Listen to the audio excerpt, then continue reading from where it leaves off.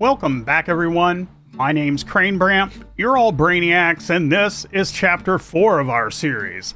This time we've got upgrades, thrilling crafting, and ominous exploration in the Nether. So grab something out of the fridge, bring me something while you're at it, and let's get back into TNP Limitless5 in a nutshell.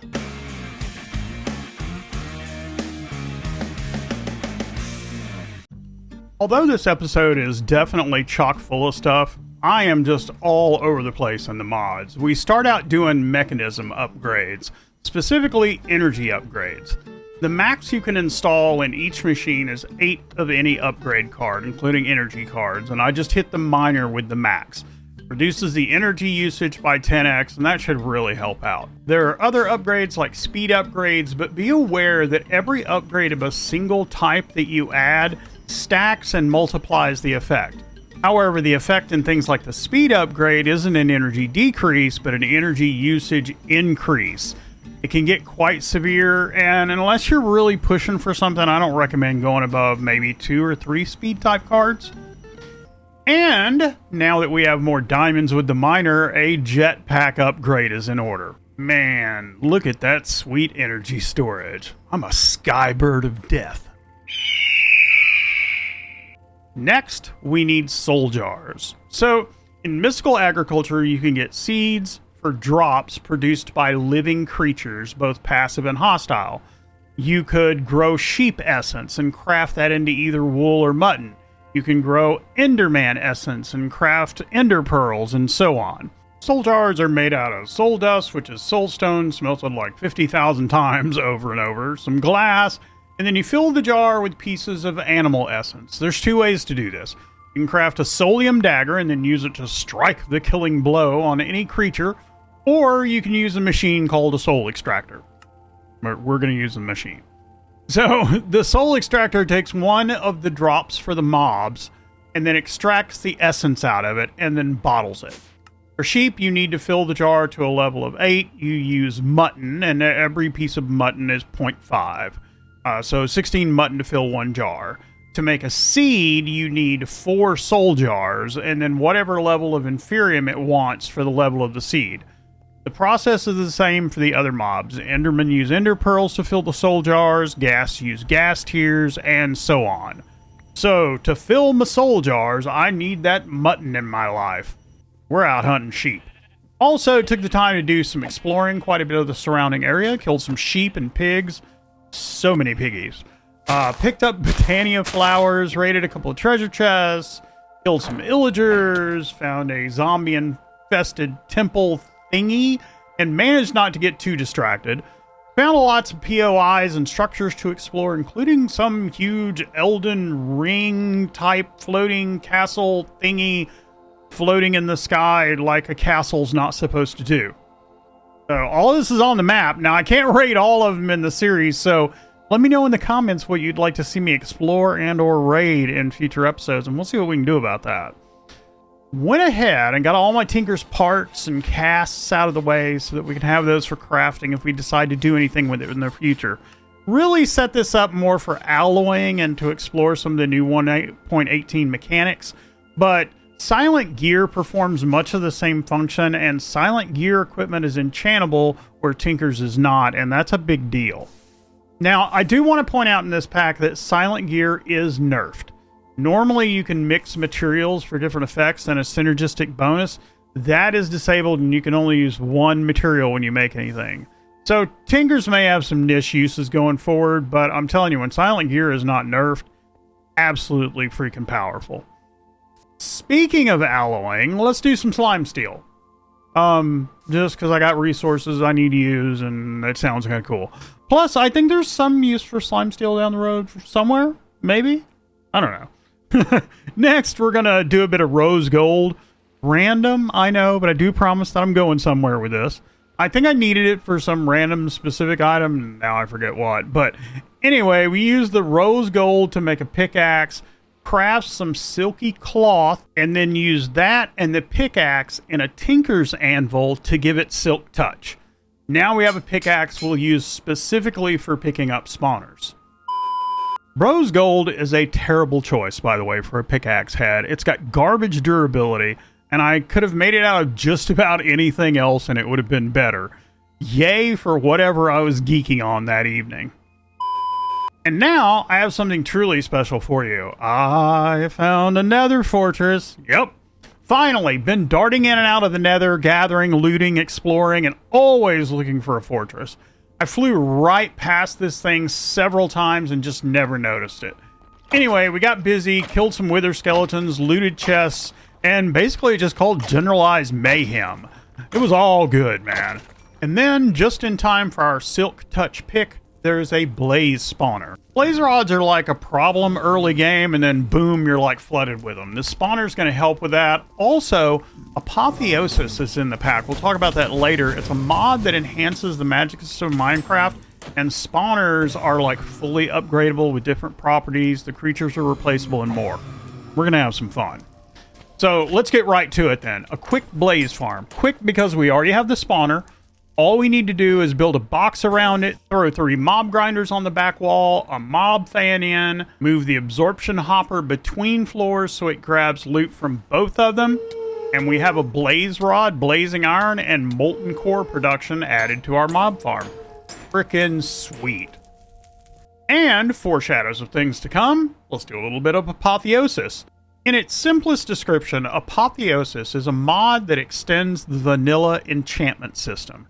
It allows you to enchant more items, enchant them more powerfully, apply multiple enchantments, increase your crafting table enchanting level to get truly ridiculous levels of power, and much, much more.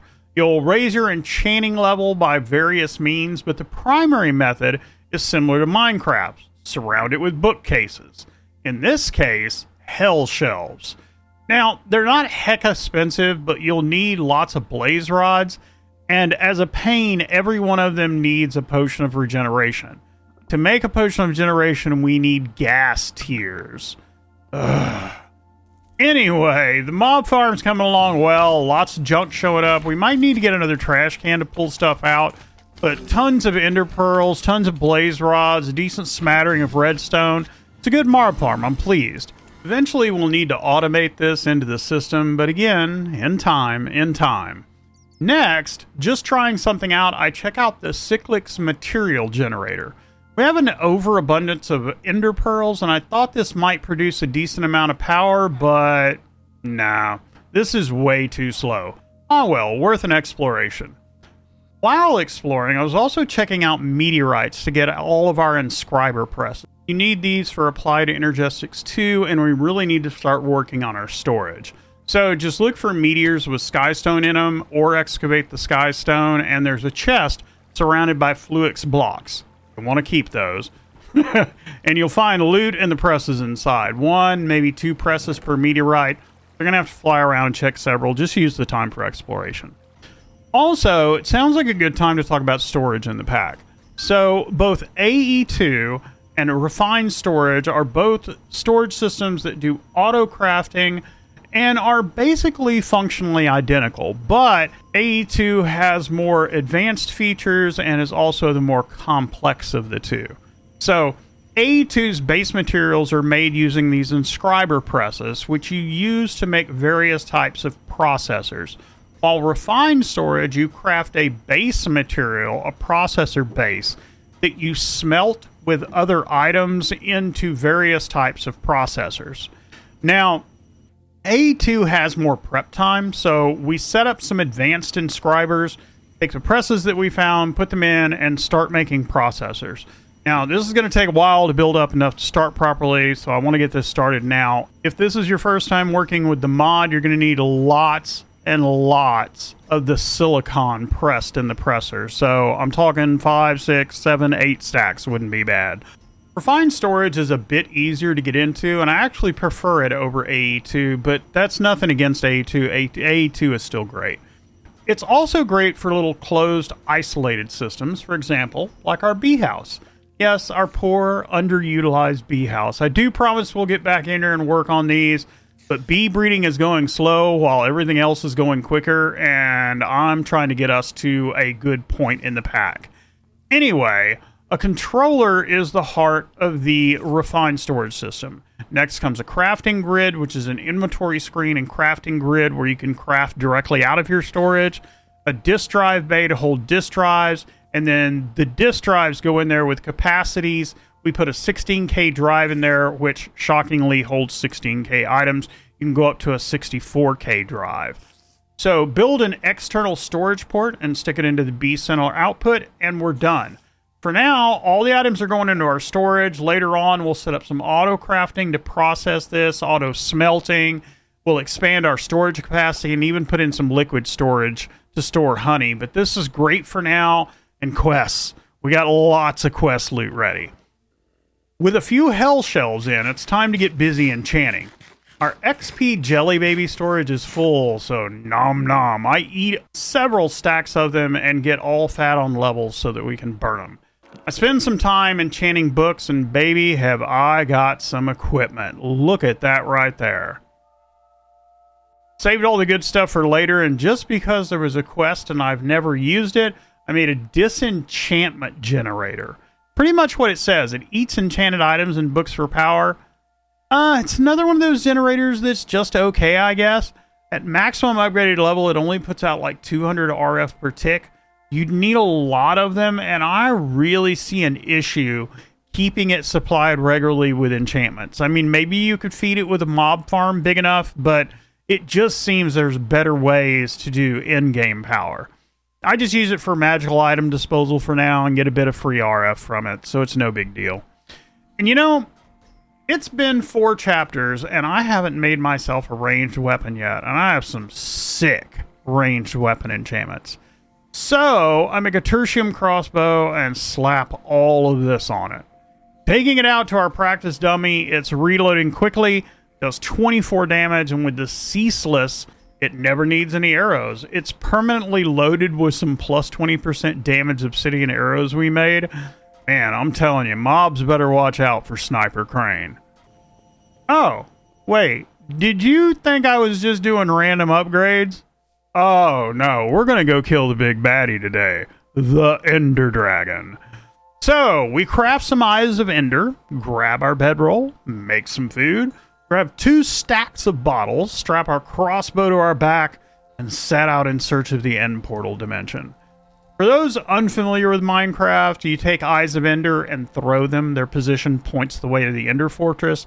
These have a random chance of breaking, and sometimes the search requires quite a few of these, because the fortress can be a really long way away. Sometimes you get lucky, it's not. But I recommend bringing no less than 2 stacks of Eyes of Ender, 3 if you can afford it. And the wisdom of the eyes. I think it's right below us, boys and girls. So, ignoring rule number 4, don't dig straight down. We dig straight down and drop right into the end fortress. Let's get busy. Exploring the dungeon, I smash all who foolishly stand in my way. And then, the portal room. We fill the portal with our ender pearls. The portal opens. The void yawns before us, hungry, and of course we jump. And the cry of the dragon startles me from my stunned state after the stress of the wormhole, and it's on, baby. First, we need to destroy these end crystals on these obsidian towers. The cursed things are casting a mighty spell of immunity on the dragon that we need to break before we can bring him down. One by one, the end crystals fall as the dragon screams its defiance and frustration. Taking a position on a high obsidian tower, bottles and crossbow at the ready, I mock the dragon. Beast, I'm here! Do your worst! The dragon's breath bathes me in fire, and I smirk as the flames part, revealing me unscathed. I have enchantments too, bitch. Keeping my eye on the monster, I bend and scoop up bottles of the beast's potent breath. I have what I came for. It's time to finish this. A final long, dare I say heroic, shot, and the beast explodes in a shower of arcane energy with a final primal scream of rage. Thank you, ladies and gentlemen. Thank you. Please, the applause hurts my ears. And there we go. Not actually a hard fight. Turns out a badass enchanted crossbow does dirt. So, after the battle, a dragon egg is left. Now, you can't actually move it or mine it. You have to put a piston down, The piston moves it, it'll drop, you can pick it up. I'm really uber cautious and build a platform before I do this, as there's a void below us, and bam, in battle, completed, dragon egg in our inventory, and it's been another banger of an episode. Really got a lot of stuff done, and I feel we're laying an even better foundation. There is still so much to do. Automation, Apotheosis, we've barely started Britannia, and there's all new mods to explore. I'm excited. But anyway, you already knows how it goes. If you like what you see, like what you saw, just hit the big red subscribe button, and I'll be back next time for Chapter 5 in TNP Limitless 5 in a nutshell. Peace out.